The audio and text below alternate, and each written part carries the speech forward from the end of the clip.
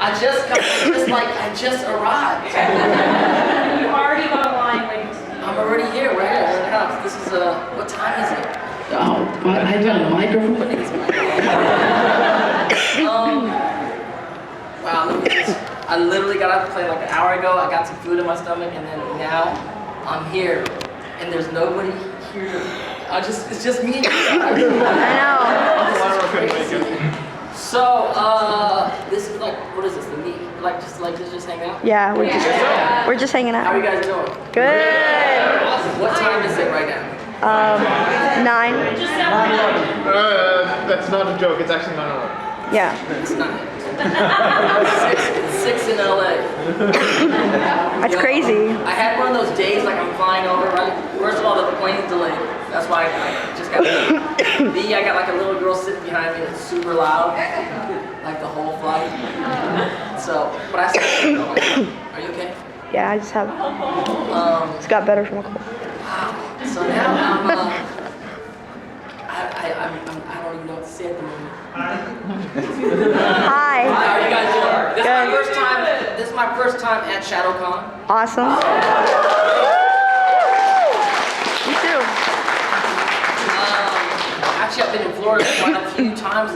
I've never been to Florida in my life, and then I've been here like 3 times in the last, I'd say, a few months.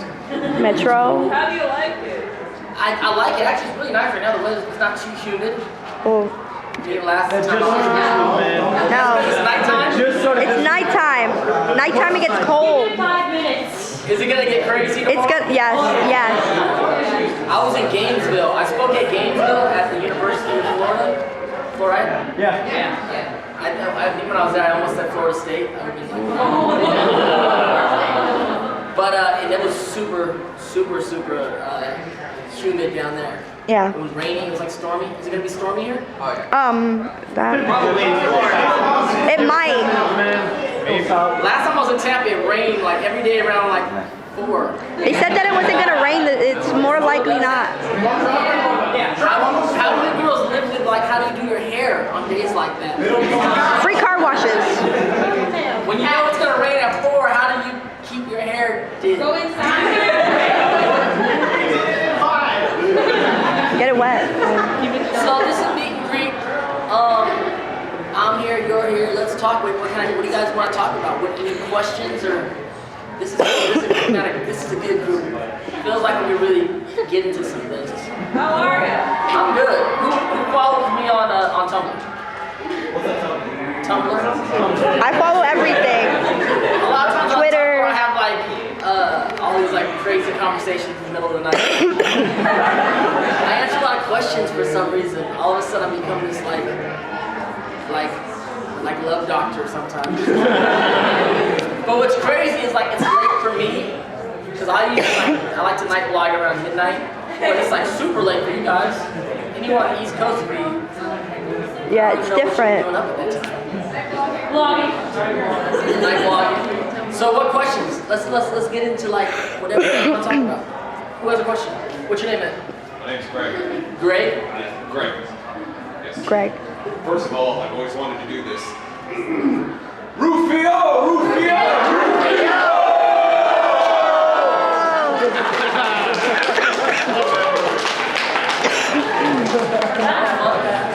Yes. Going off that, I just wanted to hear what was it like working on the movie Hook. Hook. So Hook is came out probably for a lot of you guys. Most of y'all were even born or grown I up. was 3. You were 3. You saw it. So Hook, for people that don't know Hook, it's like a Peter Pan story where Peter Pan's grown up, he comes back to Neverland, and there's all these new lost boys, and there's a new leader in town. That was me, a kid called Rufio. Shooting that movie was amazing.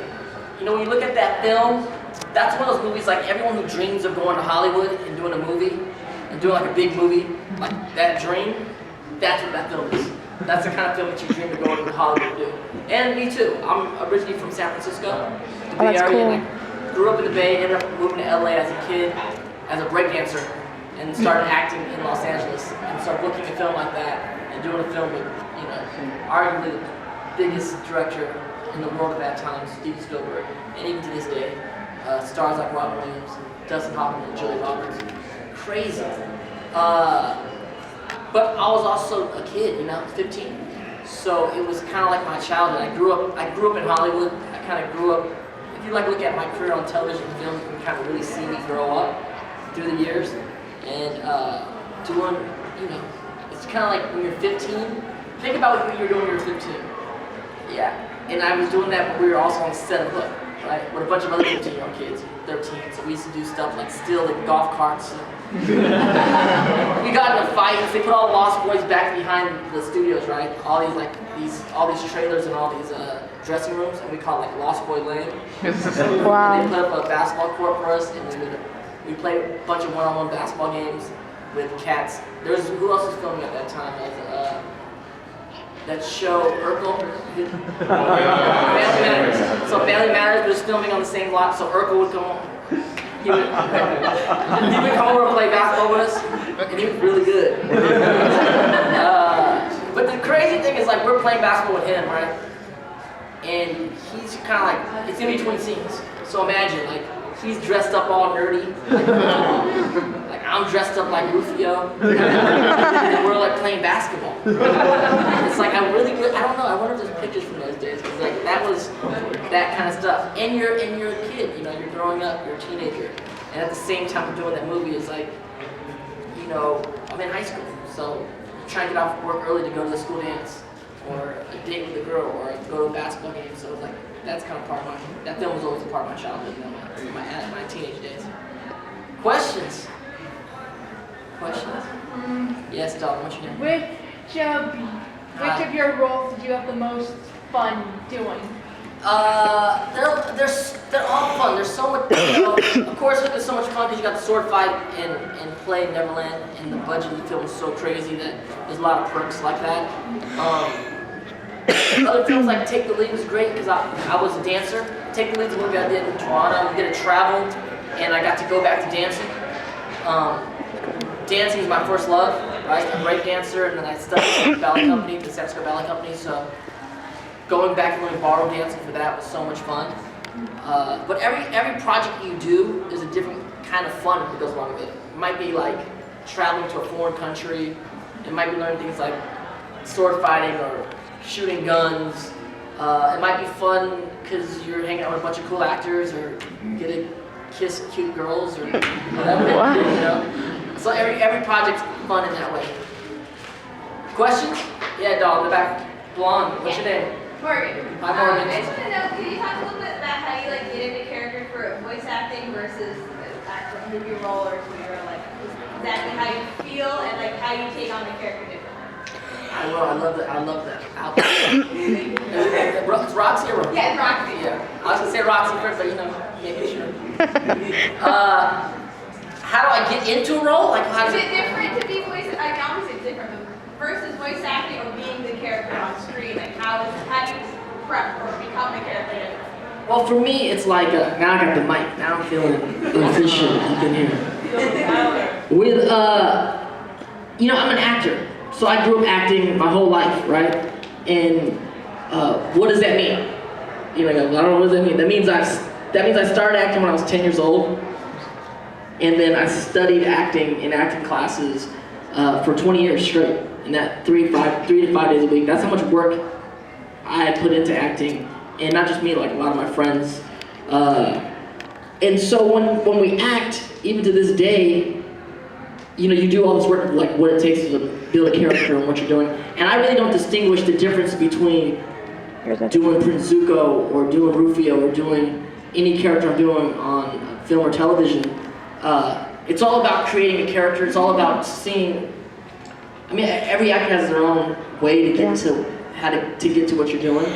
I never touch acting, but I might one day. I might not. I don't really want to teach acting, but I would really, people that were interested, I would love to sit down and explain to them my philosophy on acting, because of being in the industry so long and doing what I've done. Every good actor figures out a way that they do what they do, and maybe you can help someone figure out how for them to do it.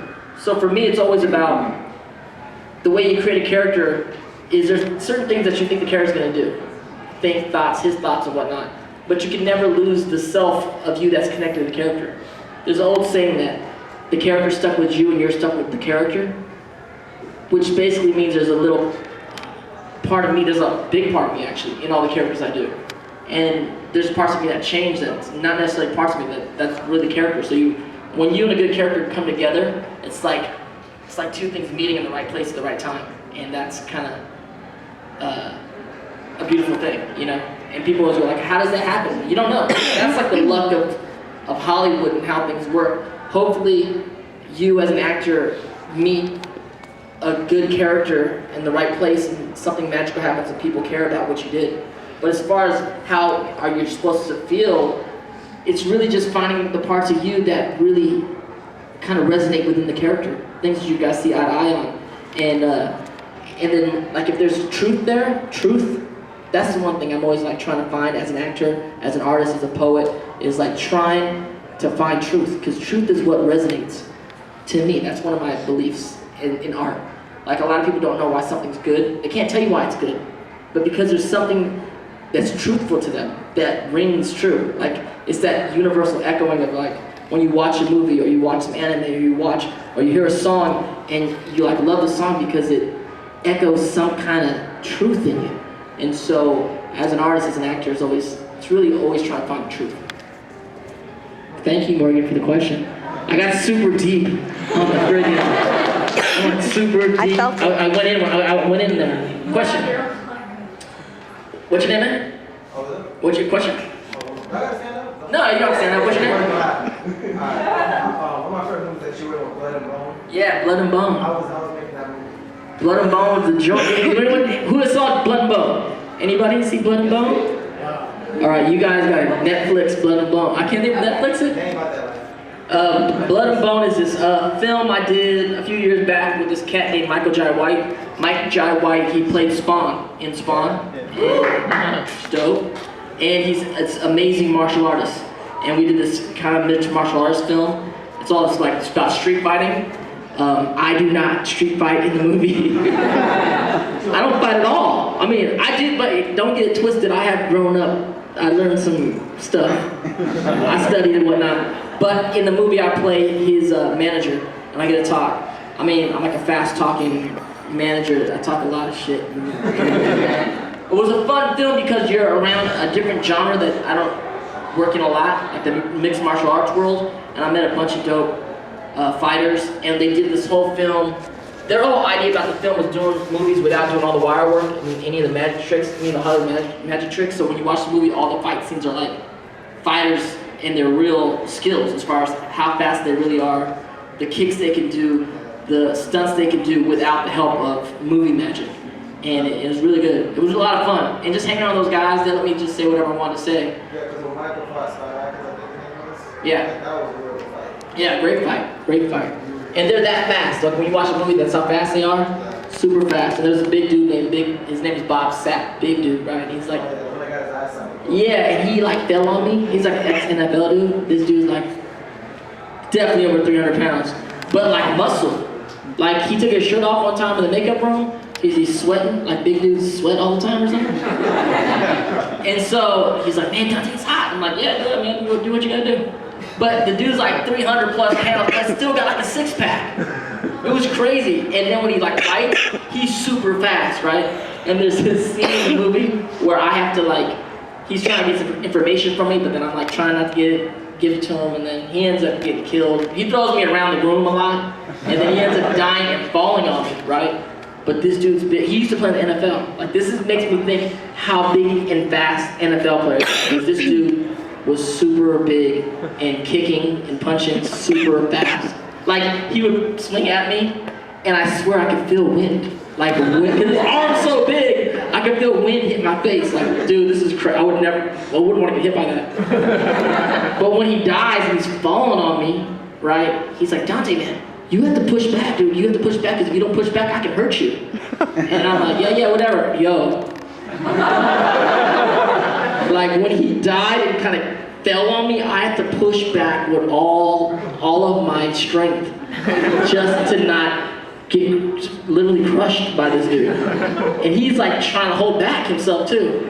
Crazy. Blood and bone. I mean, you go watch that movie, it's fun. I had a good time in that movie. Questions? Yes. What's your name, dog? What's up, Madison? Did you make that outfit? I did. That's dope. If you could voice any anime character, who would you want to voice? Any animated character? Yes. Of all time? I mean, growing up, I always wanted to do Robin for some reason. Because I just thought Robin was cool. Because you're a kid in the industry, and I wasn't in my mindset to be Batman yet. But Robin was like, look, I could do Robin. Yeah, Nightwing would be cool. One of the things I was up for the gig, but I didn't get that I really wanted to play is when they came back out with Thundercats to do Lion. Oh yeah, that's cool. How dope would it have been to be Lion? But I was telling them, even when I auditioned for it, just that I got to do, the Thundercats. I was super, geeking out in the recording booth. That I even got to do that. But Lion would be cool. A bunch of stuff. I mean, the great thing with animation is you could do all kinds of things, And I don't even think, I sit around and I've worked with some amazing animation, voice actors. Mark Hamill's amazing, or I can't think of names. So many people are John DiMaggio's great, or Dee Bradley. I see these guys do amazing things, and I definitely don't have that. Range, Kevin Michael Richardson, beast, And I see them do so many great things, and I sit in the booth feeling so unworthy. But Kevin Michael Richardson he loves my voice. What you guys are, man, Danta, I love your voice. You have an amazing voice. It's dude, you do I'm doing one character. You're doing 8 of the characters in this script right now. But so he just likes my voice because it's kind of a classic. I don't know. He says you sound like that classic teenager. There's something about your voice that's this classic thing. I'm thanks, man. But yeah, I don't know. So any great characters? I don't know. Those characters in the past, I would want to do. But hopefully, there's going to be some cool characters in the future that will just be brand new characters that become, like Zuko did. Questions? Yeah. What's your name? Josh. What's up, Josh? When you were working on Avatar, how did it affect you and the rest of the cast and Mako actually? Yeah, man, that was heavy. Mako, I've known Mako most of my life as an actor in town. Mako has played, Mako, for you guys to know, played my uncle, plays Uncle Ira on the show. Passed away during the 4th season, something like that. And he had played my uncle and my father 3-4 times in my career, so he really has always been that kind of mentorish figure in my life. Just really emotional, I think, for everybody, because it was his last project, and he's been a very prolific and very amazing, important actor in Los Angeles, especially for Asian Americans in that scene. 2 things, it was he really helped me realize it's important to be a leader, especially within the community if you can, and you should do things. He started the longest Asian American theater company in America. He started in the 50s in Los Angeles called East West Players, which I've been able to do some plays there. But even his passing made me realize I need to help do things. It made me realize 2 things. It made me realize I was a part of that. I am a part of that lineage of Asian American artists in America, and there's some responsibility that comes with that to help further the voice and the stories and everything. And then also helped me to create my production company in Hawaii, which is an Asian American Pacific Islander film company called Kinetic Films. So he's been really great. But even the actor, I can't think the actor that came in to replace him, but was so crazy because after he passed away, I don't know if you know the storyline of the show. He passed away, but he's in jail, and so we have the next episode, and he doesn't talk through the whole episode. But I'm talking to him, right? Which was already emotional because I'm talking to Mako, but Mako's not there, and his character has no lines in the piece anyway. And then the next episode when he comes back and he speaks, the actor that filled in for him, and I can't think of his name. Does anyone know his name? I can't. Who is it?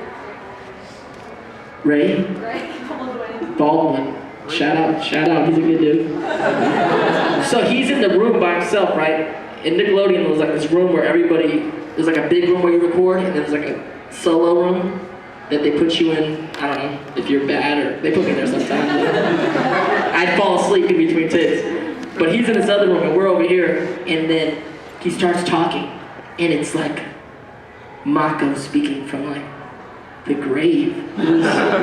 I think everybody, like all of us in the room, like May, Jack, me, I mean even like Brian and Mike in the booth with Andrea and Ronald were like silent for a few minutes. It was emotional, kind of crazy, but you know, the Mako is missed always. Questions? Yes, shoot in the back, dog. What's your name? What is it? Brianna. What up? What I enjoy most about playing Zuko? The story, really. You gotta realize when we did Avatar, we didn't know it was gonna become Avatar. No idea. It was like, you know, I talk about it sometimes, like when I first auditioned for it, I mean, it didn't make any sense. Like I read it, it was like, oh, this is like obviously an anime-inspired project, right? But I'm walking onto Nickelodeon to do it. And Nickelodeon in LA is like super green slime everywhere, and friggin' cat dog and SpongeBob, and you're like, and it's cool, but it's Nickelodeon, right? And you're like, this is like an anime thing. This shit don't make no sense. I literally like read through the first few pages like, this is like not gonna work. And I didn't say that out loud, but in your mind you're like, this ain't gonna work. And so we do it, and then it got picked up, and then we're just doing the story, and I initially just thought I was the bad guy, you know? I'm a bad guy, you know, chasing around this kid who's the good kid, and whatever, we got superpowers up in here. I didn't even realize how popular it was becoming. It was until, I think I was shooting Take the Lead at the time, and one of the dudes from Take the Lead, Brandon Andrews, who's like, kept leaving the set to do these records when I was in Toronto. And he was like, and if you saw Take the Lead, the dance movie, he's like the bigger dude. And he's like, man, where you going? I'm like, I gotta do this cartoon I do. He goes, you do cartoons? I'm like, yeah. And I said, he goes, what do you do? I'm like, I got this show I do, it's called Avatar: The Last Airbender. And he's like, what? And he starts geeking out on me, right? And I'm like, dude, you watch cartoons? And he's like 19 years old. He's like, yeah, man. And then we got the whole conversation. He ends up coming with me to the studio, and like I have pictures of us together in Toronto, like doing Avatar stuff. But as the story unfolded itself is like one of my favorite things. It's like you really get to get blown away by where the story went, and in particularly where like Zuko became one of the greatest characters I got to play in my career ever, you know? And then also, as it became a phenomenon, and you start really realizing that, and seeing how like perfect it is for what it is, it's like reading, I don't know, like, you go, God, this must how it feels when if you were part of Star Wars, or if you were part of, like Harry Potter, or something like that, when I first read Harry Potter books. It's like that feeling like, damn, I'm a part of this. It's fun. This is, what? So like, being a part of that, I mean, me, Jack, and May talk about that every now and then. It's like, it's weird to be part of something like that. It's cool. What's your name, dog? Nicole. Hi, Nicole. Do you have a favorite scene from playing Zuko? So many scenes, isn't it? It's like, I gotta go back, 'cause it's like, I do love the scene when he's on a date. Because that's cool. I think I'm just a romantic at heart, and I like that part of him. You know, when he's on the date, he does this thing with the fountains, and it's like, that was like the pimpiest move. Like, you wish that in real life, like, boom, I got these fountains glowing. But just to see like someone who is like, you know, this angsty, you know, we're all misunderstood, and we can all be, you know, very focused on what we want, but then, you know, there's a part of us that's still the love part of it and the romance part that's around. So I love doing that scene. I love seeing that scene. It's cool. You know, he was like a pimp. Yeah, what's your name? Kelly. Kelly. In the episode of Avatar where he walks Amber Island play? Yeah.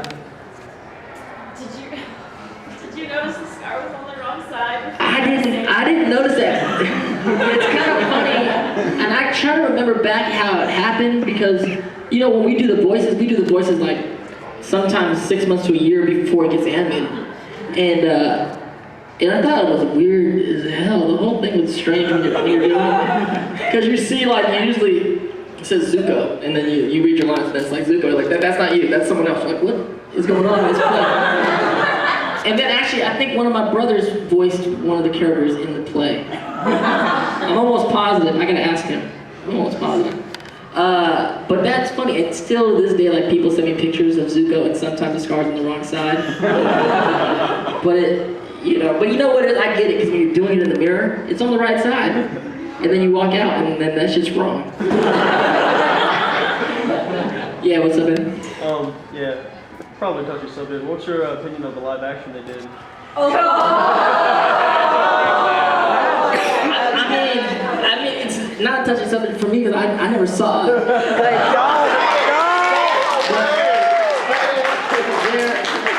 I didn't see it. Matter of fact, today when I'm getting on the plane from LA, there was a guy and he was wearing a Last Airbender T-shirt. Funny.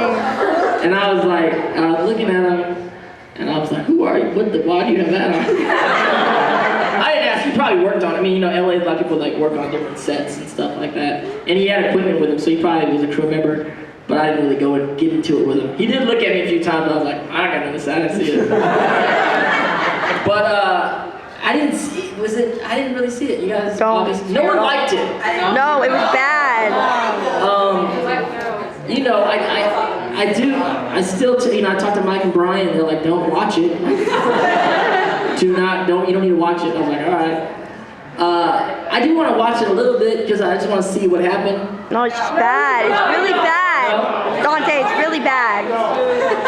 I mean, I never saw it. See, I feel bad because I blogged about it the week it was coming out. Because people kept asking me, like, what do you think? What do you think? And there was problems I had with the casting, you know? And that's just politically, like, I just was hoping you can cast more Asian characters in the films because it's such an Asian-inspired project and it's a great opportunity. You know, I know how my career got started being able to be in a big budget film, and it really can make the careers of, you know, the next generation of some Asian American actors or Inuit actors or you know, how they intended the world to look like, you know? So there was missteps on that part. But you know, with Dev, I heard Dev was all right. Dev was okay? Was he okay? Dev Patel, who played Zuko, how was he? All right? He was all right. Yeah. He was all right. I mean, my thing is like, I probably could have played it better.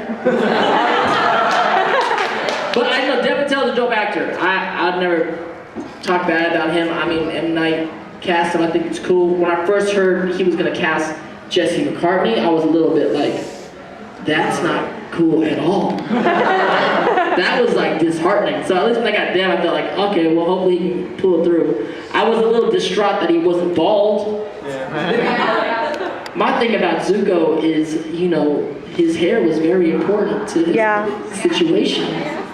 I mean, there's certain things, I think maybe M wasn't really a fan of the show. I mean, maybe he didn't really get it, you know? So that's probably what happened. Because I heard like there's not a lot of comedy, which is a really big part of the fan base.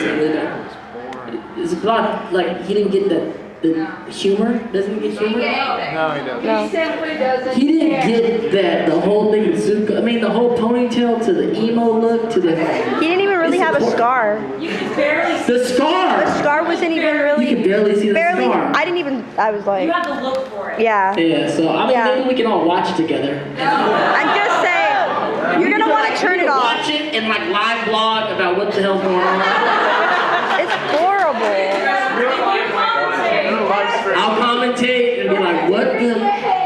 We can maybe do that, maybe. At least like the first half hour of it. I have 5 minutes off. Yes, in the ears back there. What's your name, Alex? Like when you're just out walking around, have you ever caught yourself acting like one of the characters you've done? I don't know. No, I don't know. Maybe. I don't know. You know what? Maybe. The thing is, like I was saying earlier, with acting, it's like, you know, the character's you, and you're the character. Like, there's parts of you in every character, so I'm sure I've done certain things that may have really been misconstrued as. I mean, I never firebended in public or anything. But I think a piece of you comes out all the time. People always, I mean, especially with voice acting, it's like weird to be associated so much with like an animated character, right? It's kind of strange because it's like, it's my voice. But then a lot of people will come up to me and be like, "You are Prince Zuko." And you're like, "Whoa." And they're like, "Yeah, I am." Yeah, what are you gonna do? You're like, "Yeah, I guess I am." But there's parts, I don't know, you know, there's things of us that kind of cross over. I mean, someone, you know, I ordered like if I order coffee a lot, you know, coffee, you always give your order, and then someone's like, "Yo, you're the American Dragon." Like, I just knew from the way you were talking. It's like, how? It's crazy. Exactly. So other things kind of switch over like that. But yeah, no sword, no fire bending, nothing like that. Question, yeah. I just saw Footloose and I thought it was awesome. How was it playing in that movie? Did you take the lead? No, Footloose. The movie that you did, it's like a YouTuber. Hang Loose. Hang Loose. Hang Loose. I I was like, Footloose. Was I in Footloose? I'm sorry, it's nighttime. Sometimes it happens when people ask you about things, you're like, "You were in that thing?" I was like, "What thing?" And then sometimes I'm not, like, sometimes I am. But I thought I said that. Yeah, Hang Loose is a movie I did with a kid named Kev Jumba. You ever know who Kev Jumba is? Yeah. So we did a movie in Hawaii called Hang Loose. It was really good. We kind of out there wilding out. I downloaded the movie. Oh, cool. Yeah, I bought it. Yeah. It was so much fun because I wrote the film, and I met Kev, and I wrote the film for him. We actually co-wrote together, and so it's just fun to kind of like, you know, to be able to write something and work with friends, and then go to places like Hawaii and just shoot it, and like the simplicity of like how the whole digital medium has happened for this whole generation is great, because back in the day when we were coming up, like to get a movie made, it's so much money to get it. For anyone to see it, it's going to cost so much money to tour around for people to see it.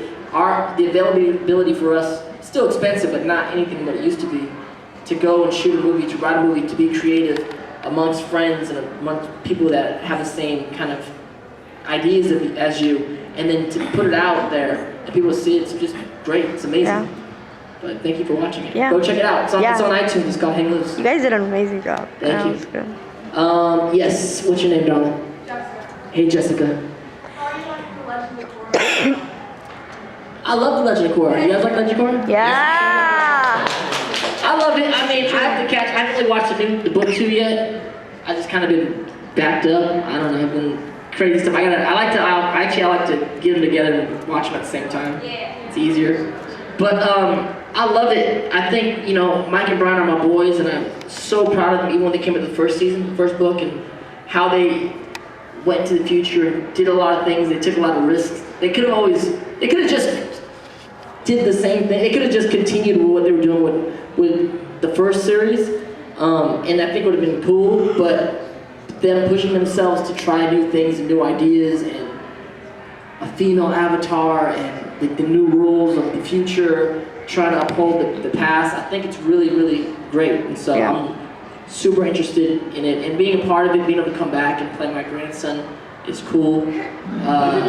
But yeah, I'm into Legend. I mean, I'm still, you know what I'm saying, I'm like an OG cat. Like, the OG crew is still like my crew, but the new crew's cool. Faustino's cool. They're all, you know, Janet and Barney, they're all cool. A lot of cute girls over there hanging out.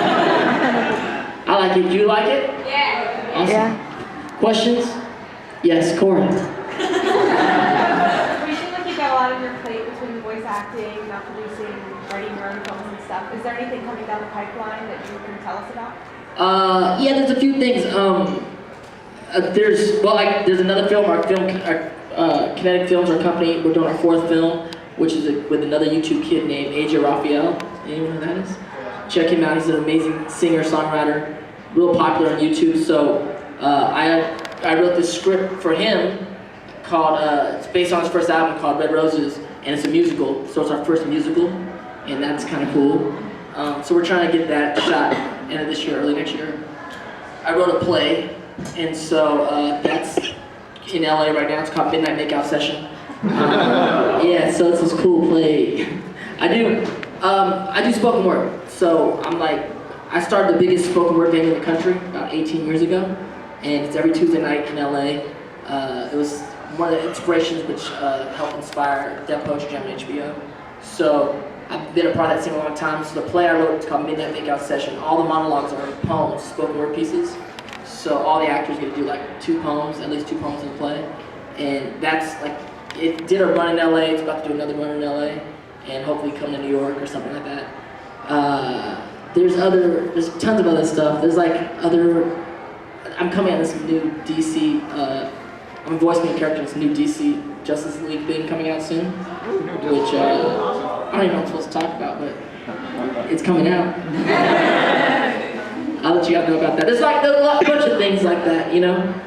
In LA, part of just kind of surviving for so long and just kind of staying at it is just staying creative, really. I produce a lot of stuff from my online stuff. I produce some stuff with my company in Hawaii, continuing to write, always acting and auditioning. It just doesn't stop. It's just, it's a good life. It's hard, but it's a good life. I like the whole core crew right there. Questions? Yes, with the hat. I like that. Actually, first up, I was at Shadocon that we were there this year. Which one? Metro. Oh, Metro, yeah. Yeah, and I was not able to get your autograph that year, so I hope to get it this time. I'm here all weekend. And so, secondly, when you were recording Avatar, what was your biggest blooper for that? I don't even know, man. Probably a lot. I can't even think about bloopers. There gotta be a lot of them. They probably record them somewhere. We did so many episodes of that show. I'm sure there's tons of bloopers. I don't really know. The thing about me in the studio, I'm a hip hop kid, and they're not really bloopers, but I'm always in between takes. I'm always like beatboxing on the microphone. Because when you're in the studio, right? So you're in the studio, you have like the real super expensive mics that are like pick up everything, crystal clear. Then you got the super expensive headphones on that sound awesome. And if you ever had this feeling of being like a singer or a rapper or something, like you're there, you're in the booth. And so I'm always like beatboxing and rapping and shit. Sometimes it's like Zuko stuff or sometimes not. And so I don't know what they got. And then the other thing that happened is like a lot of times when we're in the booth with these people for a long time, for hours, especially like when we're doing American Dragon, it's like people start talking about their personal lives on the mic. And then it's like this whole like therapy session. You know what I'm saying? You're like, you don't need that in your life. Like, what's going on? So there's like super long sessions that go on like that. I don't know if they're bloopers, they're just the craziest stuff get said in a room. Gray Delisle is crazy. Has she ever come out? You ever see Gray? Has she ever come out here? I gotta get her out here. Bring her out. She's like the homegirl. I should find out, like, we should do a con together, and then it'd be crazy. But Gray has the dirtiest mouth. Like, she is crazy. And she has like a sexy voice, so it's like crazy. You're like, Gray, you're making me feel uncomfortable. Yes. Which con? MegaCon. Yeah, Where's MegaCon? Orlando. In Orlando, home of the boy bands. Actually, I heard that Orlando has a dope Harry Potter world or something. Yeah, Universal. So, good? Universal. I have to go. Like, I have to go and get my wand and stuff. Yeah. I'm like big. I love Harry Potter. Like You have everything. Gryffindors. No. Slytherin. Hufflepuff. Hufflepuff. I can see it. Hufflepuff. I've always been more of a Gryffindor guy. You know, you can do what you. Questions? Yes. Out of all the characters you've ever done, like voice acting and acting, which character would be like you would most get along with? Like you could be best friends with that character. I don't know. I don't know. Like Rufio was kind of a punk for a long time. I mean, Zuko too was like not, you don't want to hang out with Zuko that long. I mean, maybe, but not really. I mean, for so long, he's like, and I'm a pretty easygoing guy. Like, I like to chill out. I hate my friends that it's like work to hang out with them. You know what I'm saying? Like, you have to cater to them. Like, Zuko feels like, well, he's royalty and shit, so you'd have to cater to him. But, I don't know, characters, you know, Jake Long would be cool. Jake is cool. Jake, we would go skateboarding and rap and go to probably, you know, he's growing up a little bit now, go to a club or something like that. I need like that. I need someone who's like super chill, like that. Yeah, I'd say Jake Long. Jake Long would be cool. Questions? In the back. Something. Hey, what's your favorite drink? What kind of alcohol drink? Yeah. Because I follow you on Tumblr and I always see like pictures of you at the club or at the bar. Oh yeah. He's like, you always at the bar and shit.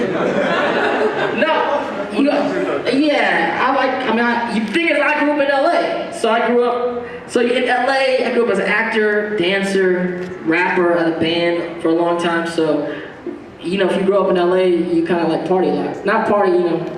I like to party, I guess. Why am I apologizing for my life? So yeah, so I'll be up in the bar sometimes. No, I like, you know, growing up I didn't drink at all, because I was a dancer my whole life. And the thing is, if I'm drunk, I can't really dance well. You lose your balance and stuff. And like, I've been the kind of guy, I never had a lot of game. Like, I had no lines, I don't know. I'm not gonna go up and just talk to a girl, right? So I meet girls, especially growing up, I met girls on the dance floor, period, because I know I could dance well. So I didn't drink that much. But then you drink every now and then. So when I was younger, whatever, like vodka, cranberry, or something like that, you know, something simple. I think when I first started drinking, I ordered a Midori Sour one time. You know what Midori Sour is? Yeah. It's like barely alcohol. It's like a girl's drink kind of thing. And this girl was like, that's a girl's drink. You know, I was at the bar, like Midori Sour, like, that's a girl's drink. And I was like, that's for you. I was like, Jack and Coke. I can't drink Jack and Coke. Like, whiskey, to this day, I can't drink whiskey. I've kind of grown up into gin and tonic. I feel like I'm a grown-ass man now. I go to the bar, and I'm like, gin and tonic, Bombay tonic, please. Do you have Hendrix or a little cucumber? I think gin and tonic is good for me, but vodka's good. I mean, if you're tired, vodka, Red Bull. Am I giving you drink ideas? I bartend on the side. Oh, cool. So, I'm a gin and tonic guy. What does that say about me?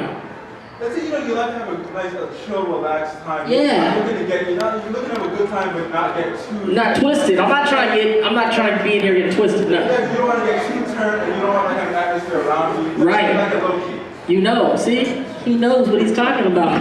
If anybody's old enough to drink, go find him. Yo, questions. Yes. Okay, so you seem like a really cool guy, so like how did you get angry for Zuko all the time? How'd I get angry for Zuko? I mean, we're actors. The thing about acting is you can tap into everything. Everyone's everything. Like, yeah. No one's one thing. We always think our friends and our family are like this one thing. Like, he's the nice guy and she's the bitch, or, you know, something like that. But the thing about it is, like, we're all of it, really. So the great part of acting is you get to tap into those things at those moments, if you know where they're at in your psyche or your emotion. And you give yourself like the permission to do it. I mean, you can't just be walking around angry all the time or like no one's gonna like you. But there's things that we're angry about in life or with our family or friends or the friggin' world. And for that moment you can, you know, tap into it. 5 minutes. 5 minutes, everybody. So let's do 2 more questions. Who has the best questions? Good. Alright, now, I was at Metricon, and I also know that you've also read Avatar: Last Airbender, The Promise, and you're also starting to read The Search. Yeah. Are you caught up on it? Yeah. Alright. How do you feel about it so far? What's going on? On The Search? Yeah, and then also, what do you think's going to happen? You know what? But we can't say spoilers, because that's... We don't know. So Zuko's searching for his mom and Ursa, and there's like all now. The thing about it, I don't want to. Because I don't want to be a spoiler, because I get yelled at online for that kind of stuff. I'm like, he died. I'm like, oh. So, I mean, it's interesting, you know. I think I like seeing the art of them grown up, and that's kind of cool.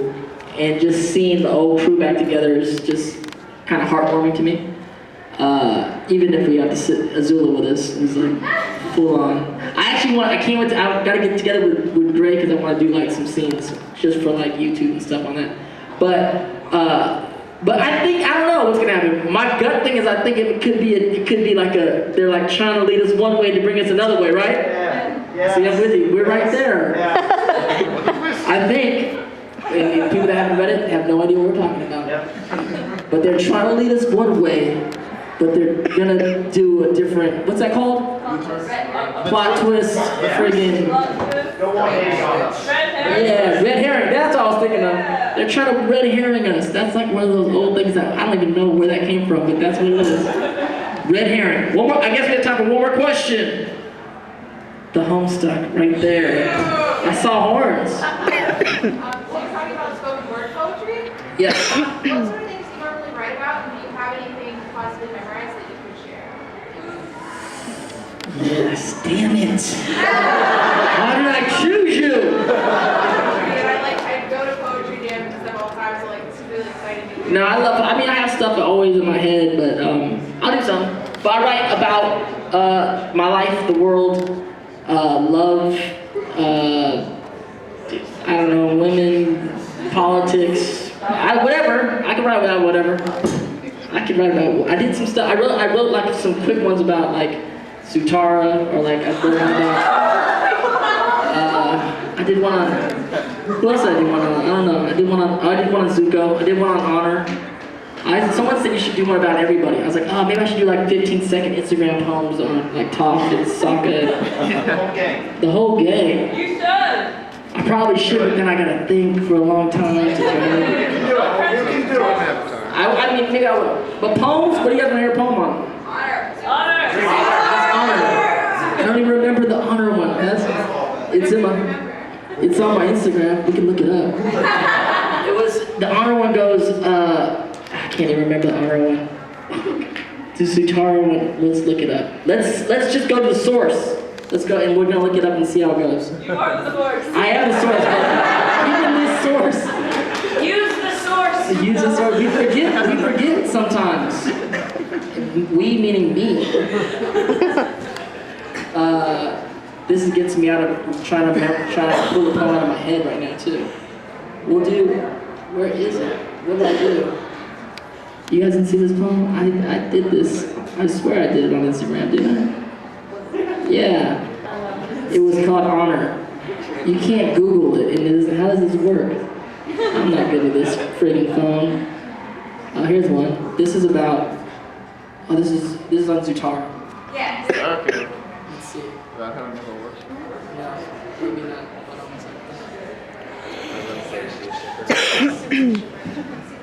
The volume down? No, I think it's like a headphone on or something. I love gadgets too. Like I have like these gadgets in my. Yeah, it's playing in here. Let's turn this off. But what was your name? Ashley. Ashley, what's up? I need to get horns. I left my horns at home. So this is gonna jog my memory too. Let's see what you're saying, Dante.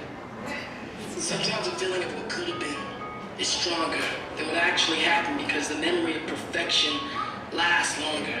And even though we didn't end up together, it'll never change the fact that you changed my life forever. Sutara Week 2013.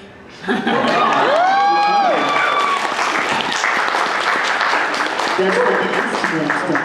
I think I found the honor one. What's the honor one? I'll say it. What is it? Tell me. I'll repeat you. A poem called Honor for Something Lost or Misplaced. A poem called Honor for Something Lost or Misplaced. Etched into your consciousness. Like a scar upon your face. This honor that you chase isn't always what it. Isn't always what you thought. This honor that you chase isn't always what you thought. Sometimes the fact that you always had it is the very reason why you set out to prove its existence in the start. Yeah, honor. Spoken word. I want to hear some of your poems later. So are we done with time? We're out of here? Yeah. Thank you guys so much. I just landed. We'll hang out for the rest of the weekend sooner or later. Thank you guys.